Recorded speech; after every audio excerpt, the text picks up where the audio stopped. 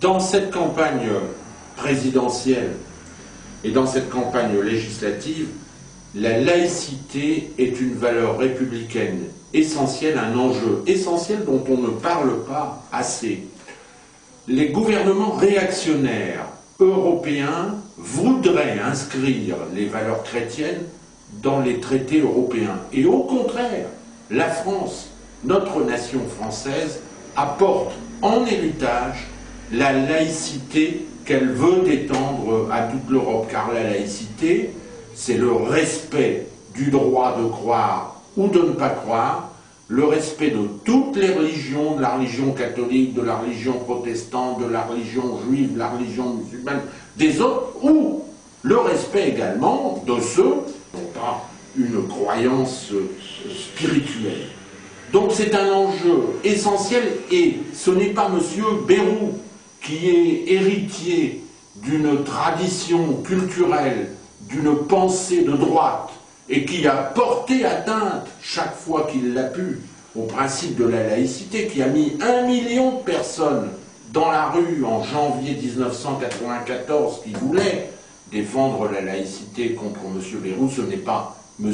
Bayrou qui va brusquement, tel Tartuffe, se convertir à la laïcité. Ce n'est pas non plus M. Sarkozy, héritier, lui aussi, de la pensée conservatrice, ami de mouvements fondamentalistes américains autour de M. Bush, du parti républicain américain, partisan du communautarisme. Ce n'est pas M.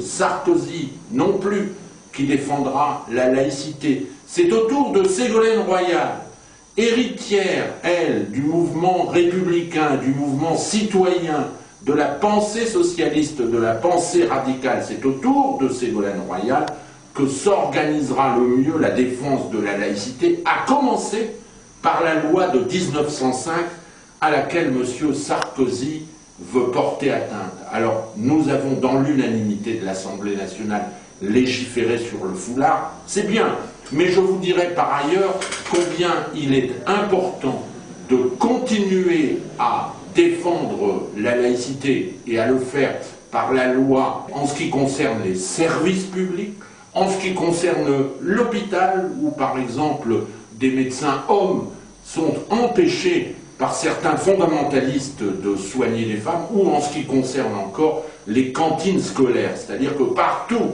dans la vie quotidienne la laïcité à être défendue, je le ferai aux côtés de Ségolène Royal, et vous pouvez être sûr que la tradition républicaine sera défendue par la gauche et que la droite a l'intention secrète, qu'elle ne dit pas, de porter atteinte, de mettre par terre les lois laïques qui font la spécificité de la République et de la nation française.